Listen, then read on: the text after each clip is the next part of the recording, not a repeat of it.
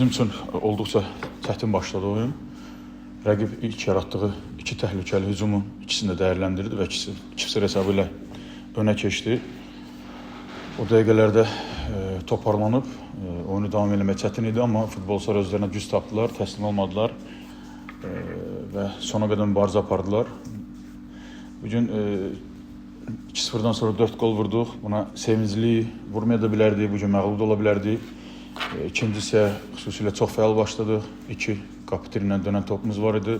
Yenə futbolçular ruhdan düşmür, davam edirdi və olduqca vacib 3 xal qazandıq. Artıq önümüzdəki oyunlara baxmalıyıq. Bizi bir həftə sonra çox vacib Sumqayıta qarşı oyun gözləyir. Tez bu oyunu unudub oyuna keçid eləməliyik. Suallara keçək. Təmsilçilər aşağıdan. Bu oyun həqiqi ki 2-0-da bitsəydi bu sual verəcəkdim. Birinci öz müşahidənin ikinci hazırlaşmaq istəyirəm. Keçən ildə sizə Qarabağın Azərbaycan standartlarının yüksək olduğunu nəzərə alsaq, potensial ölkə çempionu kubokun qalib olmuşdu. İndi də çox böyük ehtimalla liqanın ikinci yerdə bitirəcək. Məqam izləyicinin 6 xal ilərində və 21 gol daha çox bilmişsiniz. Amma istər futbol açısından, istər mediada mən müşahidənin təsbiqini budur. Yəni Zirə və Rəşad Sadıqovun işi mən düşünürəm ki, yetəncə qabardılmır. Sizcə də yəqin ki, belədir və bunun səbəbləri sizcə nədir? Ümumiyyətcə, məşqçiliyə başladıqdan sonra, xüsusilə də səhv eləmirəmsə ikinci sezondan sonra sosial şəbəkədən və mediadan maksimum uzaqlaşmışam. İstər mənfi, istər müsbət fikirləri yaxından izləmirəm. Bilmirəm, yəni dediyiniz tam o şəkildədir, yoxsa fərqlidir və bir də ki, biz işimizi sırf onun üzərində qurmamışıq ki, kimsə bizi tərifləsin. Düşünürəm ki, tərifə layiq olsaq tərifləyəcəklər. Ola bilsin ki, məndən gözləntilər çoxdur, onu normal qarşılayıram, hamını anlayışla qarşılayıram. Bu məsələlər üzərində çox dayanmıram, düşünmürəm. Bütün fikrimizi komandaya vermişik. O ki, qaldı 6 xal fərq, yəni 6 xal fərq belə deyək, Araz komandası ilədir, Araz Naxçıvan komandası ilədir. Və biz qəti inandırım sizə, mən düşünmürəm ki, nəyisə həll eləmişik, nəsə bir üstünlüyümüz var. Bəli, 6 xal üstünlüyümüz var. Son tur rəqibin meydançasında keçiriləcək və bundan sonra 6 dənə bizi biri-birindən vacib və kritik oyunlar gözləyir. Qəti şəkildə o barədə düşünmürük.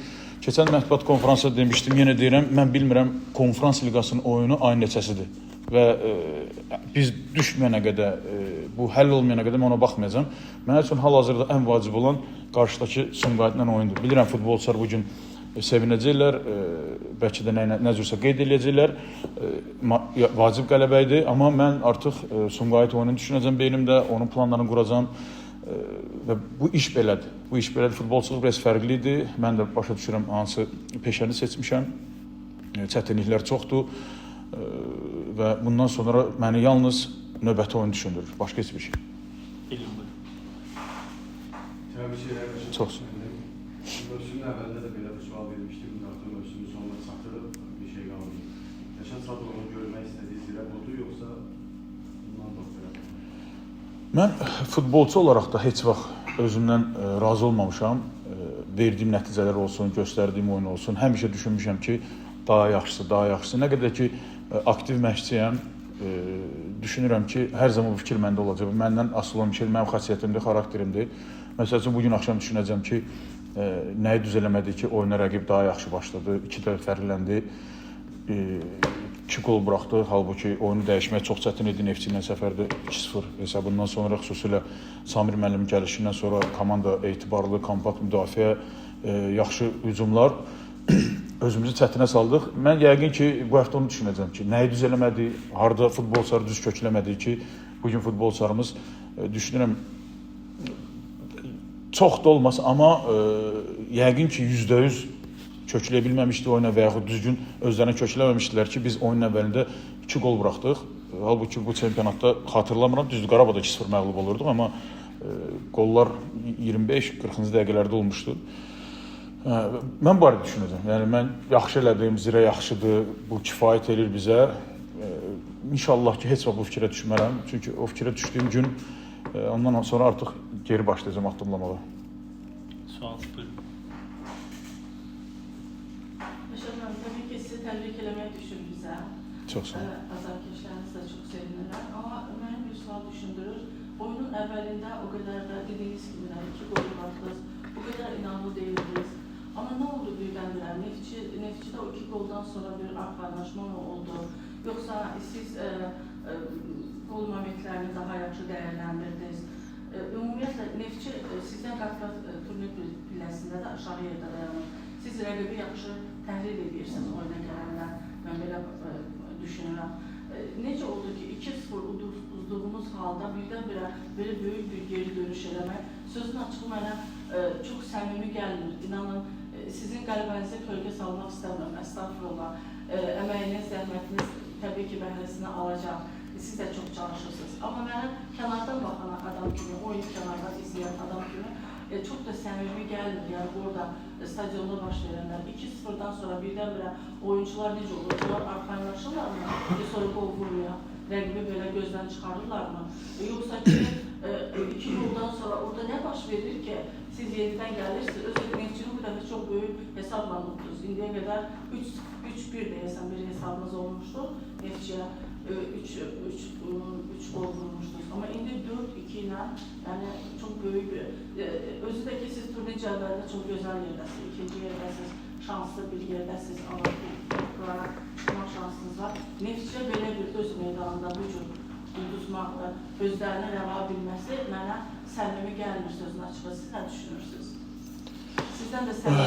Ümumiyyətcə, mən 33 illik futbol təcrübəm var və bu tip oyunlar istər bizim çempionatda olsun, istər digər çempionatlarda çox olub. Halbuki bu, belə deyək, 2-0 Qarabağda məğlub olduğumuz oyundan sonra 3-2 qələbə qazanmışdıq və bunun əsas səbəbini nədə görürəm? Açıq biz hazırlaşmışdıq rəqibin presinqinə ki, gözləyirdik ki, Samir Abbasov sevir presinq eləməyi, rəqibə təzyiq göstərməyi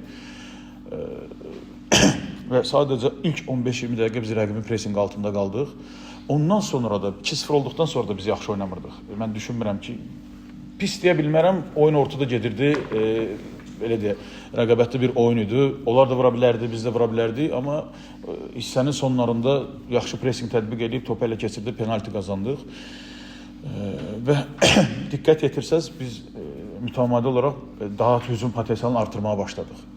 Fasilədə dəyişikliklərdən sonra hesab 2-0 da qala bilərdi ilk hissədə və yaxud ikinci hissədə 3-0 rəqib də qələbə qazana bilərdi və yaxud biz də 3-2, 4-2 qələbə qazana bilərdik. Bu futbolun hamısı bir hissəsidir. Ola bilərdi ki, biz 2-0 irəlidə olardıq, Neftçi qələbə qazanardı. Biraz əsas üstünlüyümüz bu gün rəqib üzərində nə idi? Rəqibin çoxsaylı itkiləri var idi və biz onu bilirdik. Zədə sindromu var, itkiləri var idi və ikinci hissədə açığı bizim ehtiyat qüvvəmiz Neftçinin ehtiyat qüvvəsindən daha geniş idi. Amma yada salsaq 2-1 burada məğlub olduğumuz oyunda ikinci 60-cı dəqiqədən sonra Neftçi zirəni üstələyirdi. Orada ehtiyat qüvvət tamamilə əlində idi Samir Abbasovun və oyunu gücləndən sonra bizə çox çətin idi. Ola bilsin o faktor olsun və ikinci hissədə biz daha riskli oynayırdıq. Onu deyim ki, daha riskli oynayırdıq. Hətta ikinci qolu vurmasaydıq, bilməm gördünüz yoxsa yox, meydan kənarında Juniorla Papunaşvili oyuna daxil olacaqdı və ikinci qolu vurduq, biraz pauza götürdük. Biraz daha da riskli, daha da hücum meyilli heyəti formalaşdırmaq istirdim 60-cı dəqiqədən sonra.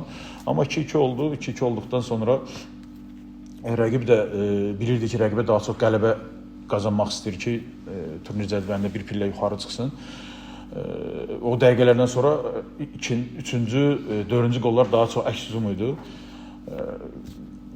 Futbolda bugün belə oldu, ola bilsin sabah əksinə olsun, biz 2-0 əldə olaq, Neftçi bizim üzərimizdə qələbə qazansın və son zamanlar Neftçi yaxşı oyunu nümayiş etdirir, maraqlı oyunu nümayiş etdirir və bu günlərdə yaxşı oyunlardan birini keçirdi Neftçi. Sadəcə olaraq biz uğurlu olduq.